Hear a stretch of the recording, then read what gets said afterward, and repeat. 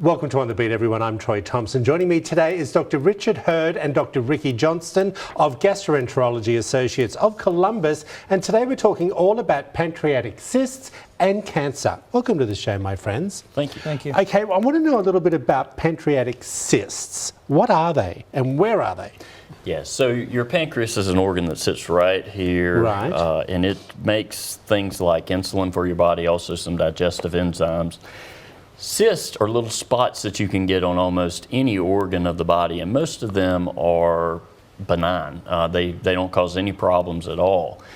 Where these come into play is you had a CAT scan for something else that was going on, and they see these cysts in your pancreas. Now what do we do? Okay, well, what do we do? But how do we, a cyst is just the body producing an issue on the pancreas, right? No, well, a cyst is a small fluid collection. So Right. It's just a little circle that's got a little fluid in there. And again, most of them are nothing. Now, some of them can Become cancerous? become cancerous. And that's where we come into play, is helping decide that. Do we need our pancreas? Of course. So we don't need to, so when you have surgery, you're not Right. removing the pancreas? Well, it depends on how much of it might be involved. Okay. But for the cysts, the reason they're important, as Richard alluded to, is they are, in some cases, can be precancerous. And so that's what we try to determine once these are found, usually incidentally, like you mentioned, on some sort of imaging.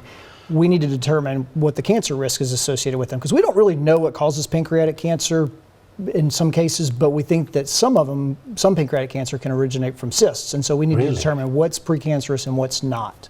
What would be our symptoms if we have this cyst to begin with? Yeah, usually people have no symptoms at all with cysts. They're just kind of Wow. incidentally found. That's the scary thing about pancreatic cancer is, well, all the time we get questions from patients. Hey, I had a friend who had pancreatic cancer. What do I need to do to screen for that? Yeah. And there really is nothing that you can do to screen for pancreatic cancer. And a lot of times after you've had symptoms, it can be really far advanced. So pancreatic cancer is a tough thing. But if you're having certain symptoms like abdominal pain, I think that was your original question, sorry, Yeah.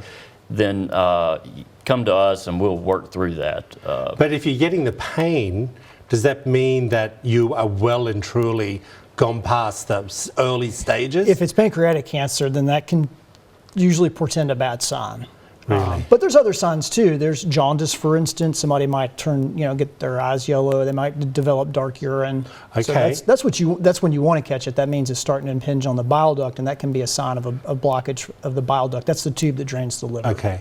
Let me say, Troy, pancreatic cancer is pretty rare. Okay, Yeah. so Okay. and I was sitting here thinking, do I need to go and do something now? I'm web ID, like no tomorrow.